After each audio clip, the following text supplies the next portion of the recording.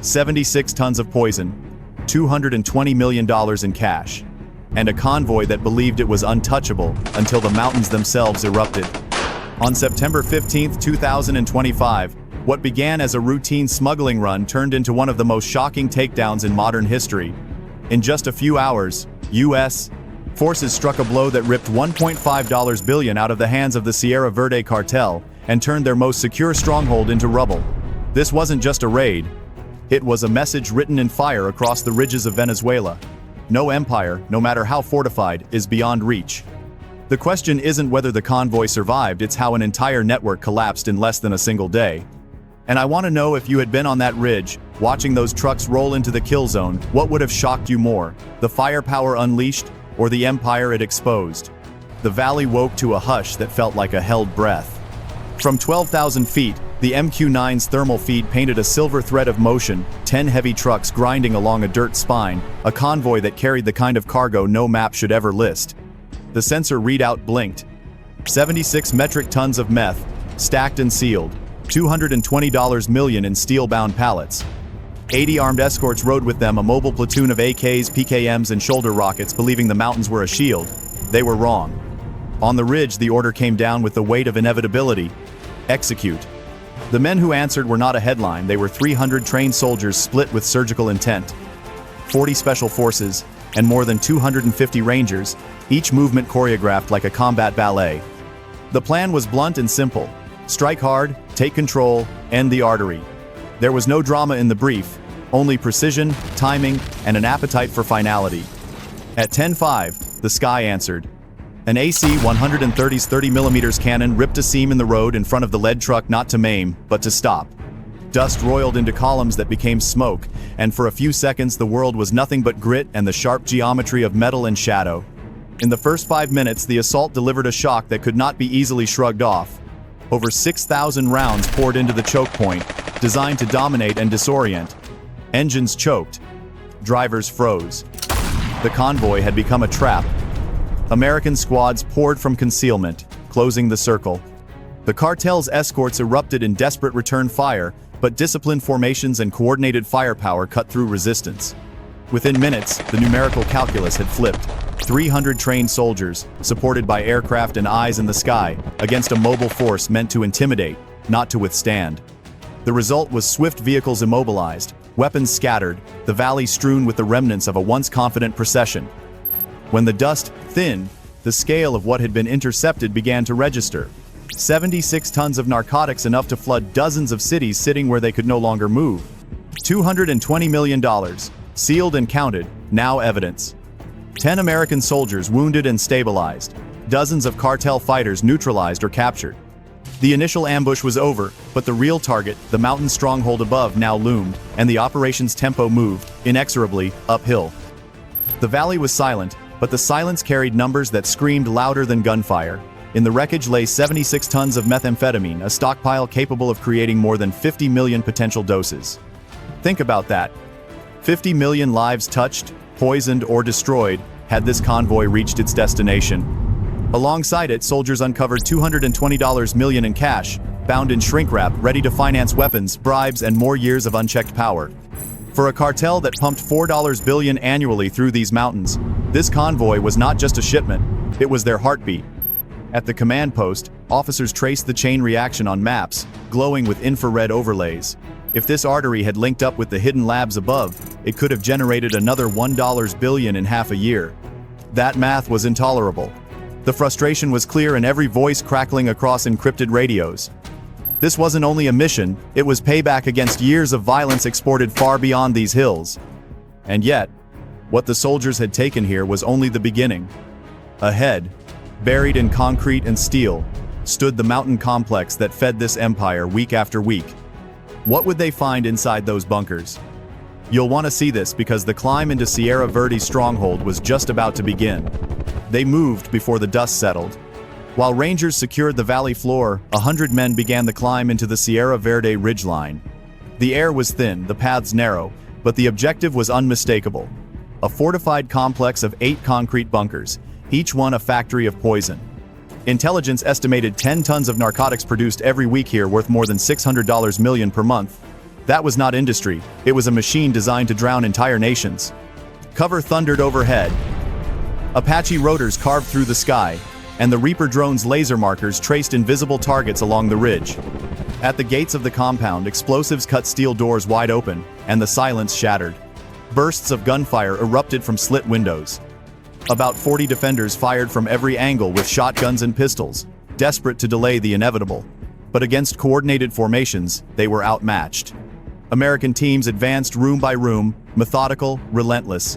In less than 10 minutes, the firefight was over. 22 cartel members were captured alive, zip-tied and disarmed, the rest incapacitated where they stood. Inside the bunkers, the scale of the operation was staggering. Warehouse shelves bent under the weight of 1.2 million packaged doses ready for shipment. Steel vats bubbled with precursor chemicals, and ledgers detailed supply chains across 3 continents. The seizure alone represented $750 million in product, an economic quake that would ripple far beyond these mountains. And then, the climax behind a barricaded office door, the cartel's field commander, the man tied to billions in annual exports, raised his hands and surrendered without a shot. A ghost made flesh, a name turned into a prisoner. The mountain heart had been pierced, but the order was clear. The job was not finished until the stronghold itself was erased. The next phase would decide whether this empire could ever rise again. The firefight had ended, but the numbers left behind were almost harder to absorb than the gunfire itself. Inside the compound, evidence teams moved quickly, photographing, sealing, and cataloging. The tally was staggering. $220 million in cash, wrapped and stacked. 1.2 million doses of methamphetamine packaged for export. Chemical vats large enough to churn out another $10 million worth of product every single day. For years, this mountain had been the cartel's printing press of power, and now it stood exposed under floodlights and camera lenses. In the command tent, analysts drew a line across the map, from Sierra Verde to Miami to Los Angeles to dozens of cities in between. This one seizure had cut an artery that could have fueled 50 million potential doses across the hemisphere. The relief was tangible, but so was the anger. How had an empire like this been allowed to thrive in silence for so long? Soldiers, medics, and even villagers watching from the valley edge felt the same weight. This wasn't just contraband, it was years of violence measured in money and chemicals. And yet, one decision still loomed. The convoy was gone, the compound was under control, but the stronghold itself remained standing. The next step would determine if it ever breathed again. At noon, the order came with finality. Erase the stronghold. Engineers fanned out across the compound, their work measured and methodical. Each of the 8 bunkers, once the beating heart of a billion-dollar empire, was rigged for controlled demolition. What had taken years of investment, bribes, and blood to build would vanish in minutes. But the silence did not last. From the tree line above, a desperate counterattack erupted. A pocket of cartel gunmen, fewer than 20, tried to storm back into the compound, hoping to reclaim even a fraction of what had been lost. Their fire cracked across the ridge, wild and furious. Apache helicopters pivoted instantly, unleashing precision bursts that shattered the attempt before it could gain ground. Within moments, the firefight was over. The stronghold remained sealed, the demolition crews unbroken. At 12:30 p.m., the valley shook. A chain of detonations rolled like thunder, bunker after bunker folding inward. The Reaper drone overhead captured the destruction. Walls of concrete collapsing, steel vats bending like paper, plumes of black smoke clawing at the sky. In less than 10 minutes, the cartel's industrial core was reduced to rubble. The numbers were staggering: $1.5 billion in potential revenue wiped out, production lines capable of 10 tons per week annihilated, a command hub severed beyond repair. When the last echo faded, only silence remained, a silence that marked the end of the Sierra Verde stronghold. Yet in that silence, one question lingered. How far would the shockwaves of this single afternoon spread? The world was about to find out. The smoke had barely cleared when the ripple effects began to take shape. Intelligence officers reported in real time, distribution lines from Miami to Los Angeles had been severed. Entire networks suddenly found themselves cut off from supply. Analysts calculated that more than 50 million potential doses had been erased from circulation in a single afternoon. For traffickers who thrived on continuity, this was not disruption, it was collapse. In nearby towns, villagers who had lived for years under the shadow of cartel convoys watched the plumes rising over the ridge. For them, the explosions were not just military action, they were liberation. The sound that once meant fear now carried the weight of release. Back in Washington and across Allied capitals, the strike was described as one of the most decisive counter-narcotics operations in recent memory. The loss of $220 million in cash and $1.5 billion in projected revenue in one day shook investors, corrupt officials, and rival syndicates alike.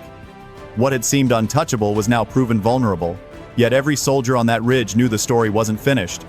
Cartels rebuild, networks adapt, and shadows spread quickly. The demolition had broken a fortress, but would it break an empire? That was the question that would carry into the days ahead. By the afternoon, the battlefield had transformed into a courtroom without walls. What remained of the Sierra Verde cartel was not rubble alone, but paperwork, ledgers, and prisoners, each one a piece of evidence that would echo in courtrooms for years to come. More than 60 operatives had been captured, including the elusive field commander who had directed billions in annual trafficking. Their arrest was more than symbolic. It severed the chain of command that had shielded this empire for decades. From the command post, crates of cash were sealed and logged, $220 million counted and tagged for federal custody. The confiscated drugs, valued at over $750 million, were marked for destruction under strict supervision. For prosecutors, the case was ironclad money trails, chemical inventories, and communications intercepted from the mountain office. For the first time, the Sierra Verde cartel would face not just force, but law. Beyond the legal fallout came a social reckoning. In villages along the valley, clinics prepared to expand addiction programs. Security forces pledged to protect communities long extorted by smugglers. For residents, the blackened craters in the ridge stood as proof that power could be challenged and defeated. Still, commanders on the ground remained cautious. One fortress had fallen, but syndicates rarely vanish overnight. They mutate, scatter, and regroup. The true test would be whether this victory marked a turning point or simply the start of another cycle. And as helicopters lifted detainees skyward, the question hung heavy in the smoke-filled air. Had they destroyed an empire, or only struck the first blow? The numbers told the story with brutal clarity. In less than one day, U.S. forces had seized 76 tons of methamphetamine, a staggering volume capable of poisoning more than 50 million potential doses. They had confiscated $220 million in cash, a fortune that would never again buy weapons, influence officials, or bankroll violence. More than 60 cartel operatives were taken alive, including the commander who had overseen an empire valued at nearly $4 billion annually. And above it all, the mountain itself, 8 fortified bunkers producing 10 tons a week, was reduced to dust in a series of blasts that lasted only 10 minutes. For the cartel, it was nothing short of collapse. For law enforcement, it was one of the most decisive blows in modern history. The sheer imbalance of losses dozens of cartel fighters neutralized against 10 American soldiers wounded, all stabilized, showed the precision of overwhelming force applied with restraint. But statistics, however shocking, were only half the story. Each figure represented futures altered, families spared, communities relieved, markets disrupted. Every pallet of seized cash was one less bribe. Every destroyed bunker was one less week of production. As the last plumes of smoke drifted into the horizon, the symbolism was unmistakable. Sierra Verde had gambled everything on its stronghold and lost it all before sunset. The empire was gone, but the lesson remained: no fortress, no convoy, no cartel is beyond reach.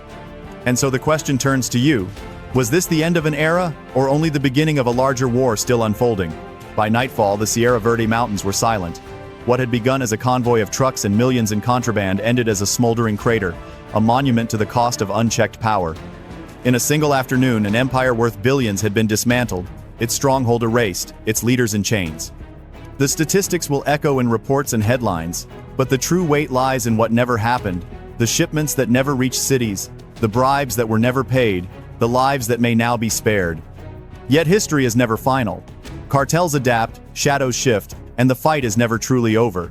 This was a victory, but also a reminder of the stakes in battles most people never see. And now I ask you, was this strike a decisive end, or just the first chapter in a war still far from finished? Comment your thoughts below.